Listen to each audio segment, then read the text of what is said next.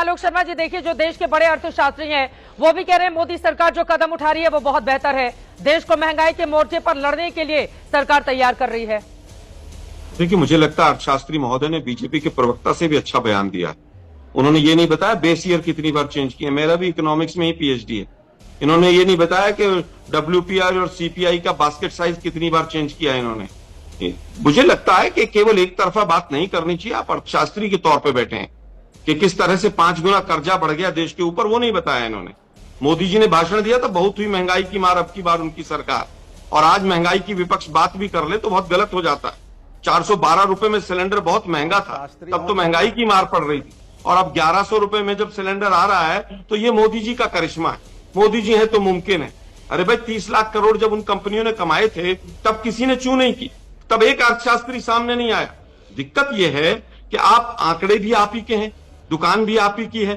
अर्थशास्त्री महोदय ने यह नहीं बताया कि हिंदुस्तान के आंकड़ों को आईएमएफ ने, इंटरनेशनल मॉनेटरी फंड ने सी कैटेगरी में रखा है। पता है आपको अर्थशास्त्री महोदय, मैं गलत तो नहीं बोल रहा? गलत बोल रहा हूं तो मुझे टोक देना बीच में। दिक्कत यह है पैनिक कौन फैला रहा है? पैनिक तो मोदी जी फैला रहे हैं। नहीं फैला रहे हैं क्या? मोदी जी ने जब से कहा है कि खाद के तेल कम करो, अरे भाई 500 रुपए सरसों के दाम बढ़ गए, लोगों ने ब्लैक मार्केटिंग शुरू कर दी क्योंकि सरसों की फसल खेत से तो उठ चुकी है, और पैनिक विपक्ष फैला रहा है। विपक्ष तो कह रहा है बार बार कि भाई आपने क्या कदम उठाए, उन कदमों के बारे में बताइए। 1 जनवरी को कमर्शियल सिलेंडर 1518 रुपए का था अर्थशास्त्री महोदय, आज 3100 रुपए का है। ये मोदी जी की देन है। ये युद्ध तो 28 फरवरी को शुरू हुआ था, उससे पहले 3 बार बढ़ गया था। अब चुनाव समाप्त हो गया तो अब विश्व शुरू कर दो। ये तो वर्ल्ड की वजह से हो रहा है, हमारी वजह से तो कुछ हो ही नहीं रहा। आपने कह तो दिया कि गोल्ड मत खरीदो, लेकिन उससे जुड़े हुए लगभग 1 करोड़ कारीगर वो कहां जाएंगे?